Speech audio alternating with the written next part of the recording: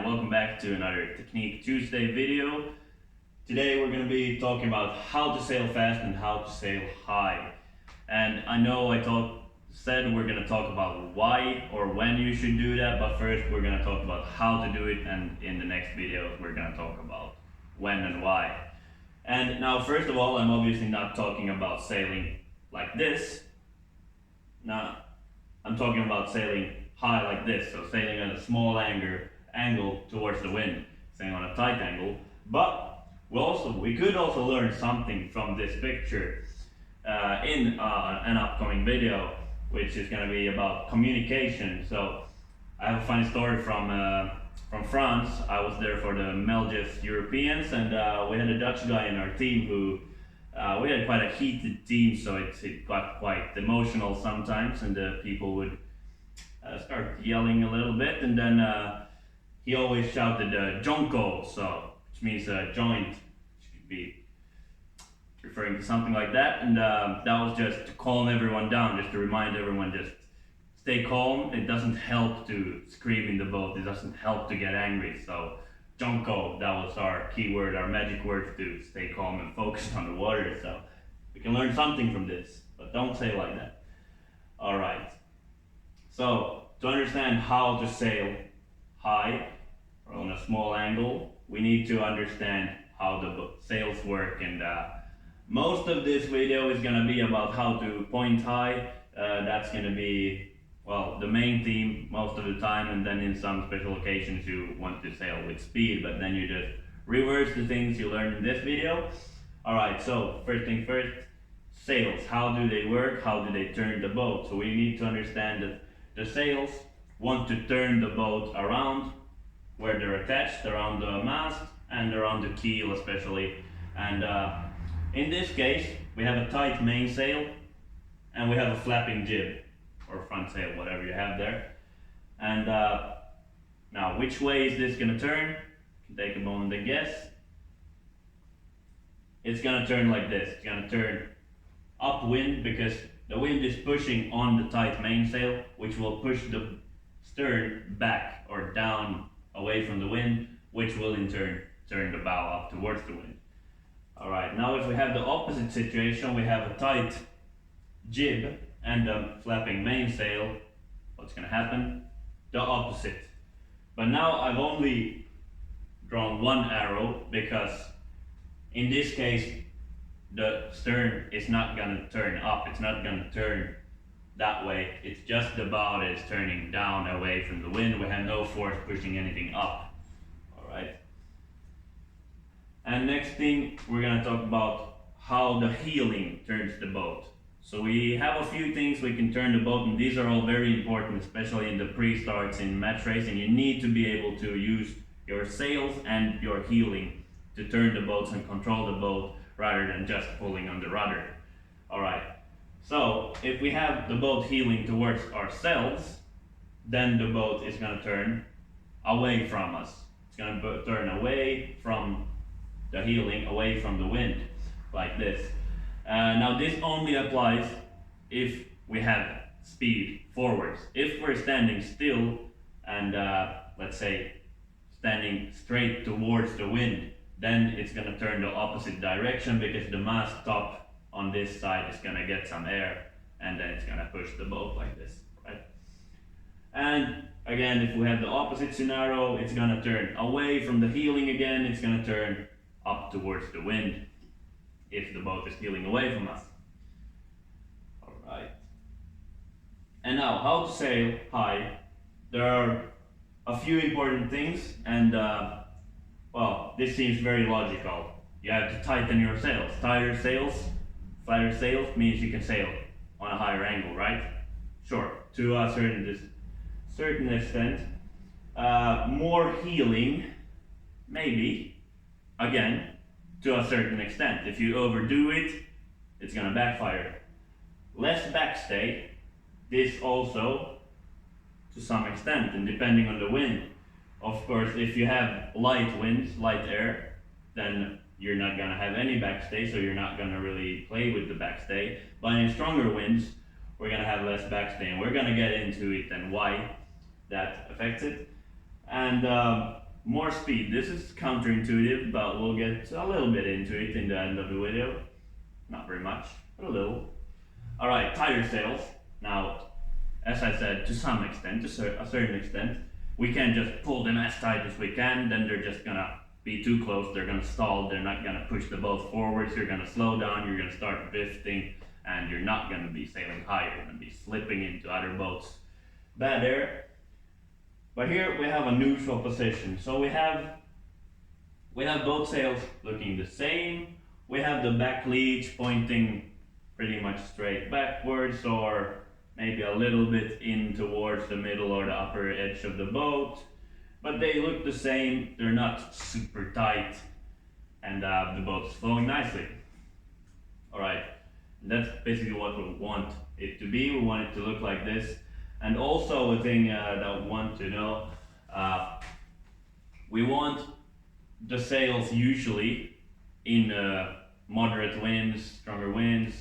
In light air we want some twist on the sails, but in any medium, moderate conditions we want the sail to look quite the same all through the sail, or the back leech, the back edge of the boat. So then this would all be the same. But if we have a lot of twist, that means that the sail might be tight, like this, in the bottom edge, but it might be opening up a lot up here. So this would be a very twisted sail now. It's tight below, but it's opening up at the top, right? We don't really want that unless we have very light winds or some specific conditions. And again, if we have the sails open, then the back edge, the back leech of the sail is pointing outward from our boat. It's not tight, it's opening up. And usually if we have an open sail, we'll also have some twist. But we want some camber on the sail. We don't want it to be completely straight and just opening up.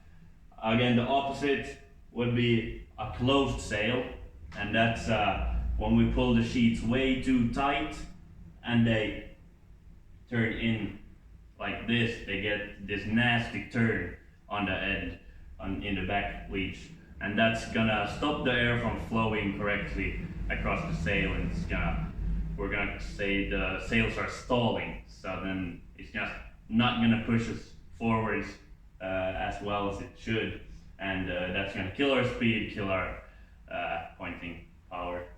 So we want it to be quite neutral, and in short periods of time we can pull them extra tight. Alright, and now luckily we have these leech tails, especially in the main. There are these red flappy things in the back leech, and they are very helpful for letting you know how to sheet the main sail, and when to know it's too tight or if it's too open. So if the leech tails are flying all the time very happily going with the wind, then the sail is too loose. We're not using all the power we have available. So then we can tighten the mainsail, but remember, we always want to keep the boom in the middle, so you have to adjust the traveler as well. Well, we can pull the sail tighter, and then if we pull them tighter, and at some point they're gonna stop flying completely. And then we know it's too tight, and we need to ease a little bit. We want the leech tails to be flying some of the time. Some of the time they should be hiding behind the sails, you shouldn't be able to see them. Then they should pop back up, and you should see them maybe 50% of the time. Then you know you're right at the edge, and you have the airflow detaching from the sail at the right spot of the sail, so then you know it's properly sheeted. Alright. Now one more thing about the sails and how tight they are. As I mentioned before, we want them to be the same. We want them to be looking the same, the back leech of both sails, because then we'll have the air flowing nicely. They'll be cooperating very nicely. If we have very different sheeting on both sails, they're not gonna work together as well.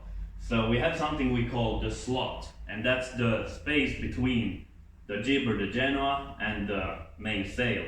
And if that slot gets too small, it becomes like a bottleneck, and the air can't really flow through. It's gonna get stuck, and that's obviously not gonna push us forward as much as we could. So we want to keep the slot open enough for the air to flow through nicely. And one way we can see if the jib or the front sail is way too tight compared to the mainsail is if we get what we call backshift. So if we get the front of the sail bubbling and flapping a little bit of the mainsail, then we know that the jib is too tight compared to the mainsail.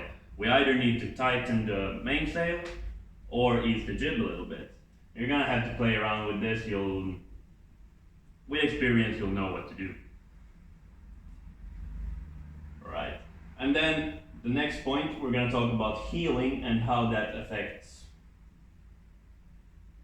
the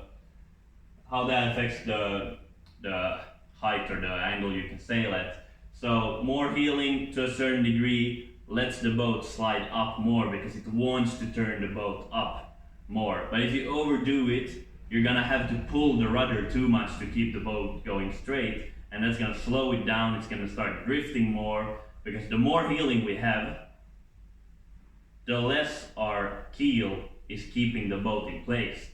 So if we move the keel like this, it's gonna start slipping through the water easier. So that's why we can't overdo the heeling, but a little bit more heeling might help you with the height. But it's not the main point. Alright, backstay, why does it help? If we have strong winds, then we usually pull some backstay to flatten out the sail. And the reason why the sail gets flatter by pulling more backstay is it bends the mast, which pushes the mast forwards here. But it moves the top of the sail back, which stretches out the sail, flattens it out, and there's less power. Now, as I told, if you have more power in the main sail than in the jib, the boat wants to turn up, right? So that's basically what we want. We want to turn up towards the wind if we want to go high. And that's why less backstay, more power in the main sail, it's gonna make the boat turn up towards the wind. Alright, and then when you want to put on your speed, you pull the backstay like crazy and turn the bow down a little bit. Alright, then the last point, more speed. More speed is gonna let you sail higher. And now I'm not meaning that a faster boat will go in a higher angle, just the opposite. So look at the America's Cup boats, they go at a much wider angle towards the wind compared to the J80 or say a 12-meter yacht. But when we're talking about a typical or any specific boat type, so say the J80, to be able to go as high as you possibly can with the J80, you first need to gather enough speed to be able to glide up towards the wind. And now, I can't explain the science to you. I tried to ask some people and I got some very sciencey explanation that I didn't understand well enough to be able to explain it to you. So if you can explain the science, why first gaining speed and then going up towards the wind is the way to go to get the maximum pointing power, then please do leave a comment below so we all can learn. But this is gonna be just one of these situations that you're just gonna have to trust me on this one. You're just gonna have to believe that first gaining speed, so bowing down a little bit, gaining some speed, and then turning up to glide up. That is the way to go to gain maximum pointing. And now we've only talked about going high mode, but that is gonna be your main mode. You usually want to point high in keel boats. Once you get to super fast boats, performance boats, then you might want to go speed mode a little bit more often. You're going to play around with the modes more, but slower boats you're usually going to be pointing and sometimes gaining some speed. But when you want more speed, it's going to be just do the opposite that you learned here and turn your bow down away from the wind a little. Now I'm not talking 10 degrees, I'm talking 2 degrees. So turn very, very little, and then you're gonna gain some speed, right? Thanks, see you in the next video.